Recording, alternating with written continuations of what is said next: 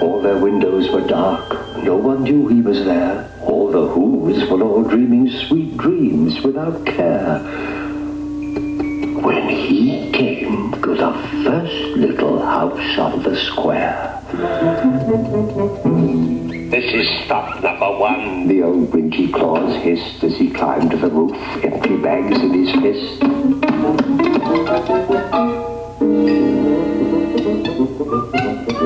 Then he slid down the chimney, a rather tight pinch, but if Santa could do it then, so could the Grinch.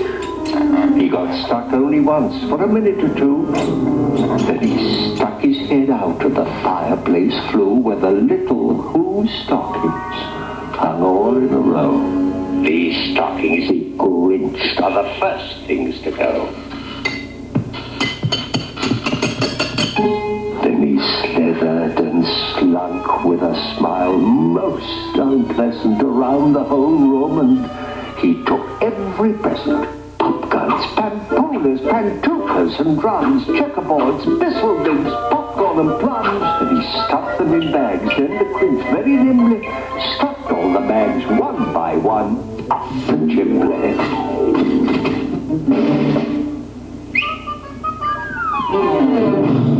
You're a vile one, Mr. Grinch.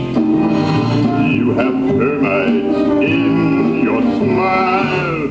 You have all the tender sweetness of a seasick crocodile, Mr. Grinch. Given the choice between the two of you, I'd take the seasick crocodile.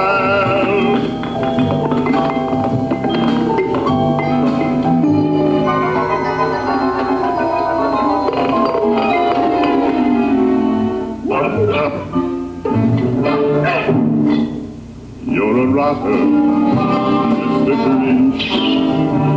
You're the king of sinful spots. You're a hearts of dead tomato splotched with moldy purple spots, Mr. Grinch. You're a three-decker sauerkraut toadstool sandwich with arsenic sauce.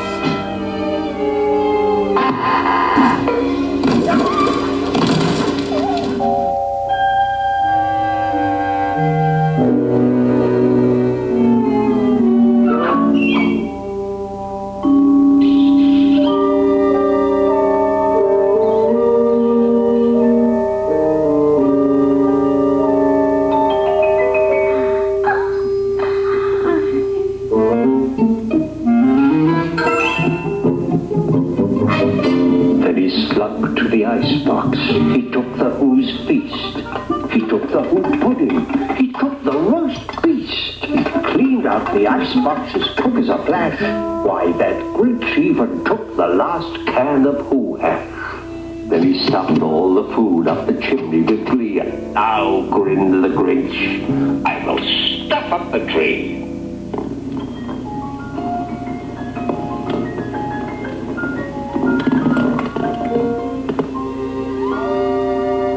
As the Grinch took the tree, as he started to shove, he heard a small sound like the coo of a dove. He turned around fast and he saw a small Who, little Cindy Lou Who was no more than 2. She stared at the Grinch and said, Santa Claus, why? Why are you taking our Christmas tree? Why? But you know, that old Grinch was so smart and so slick.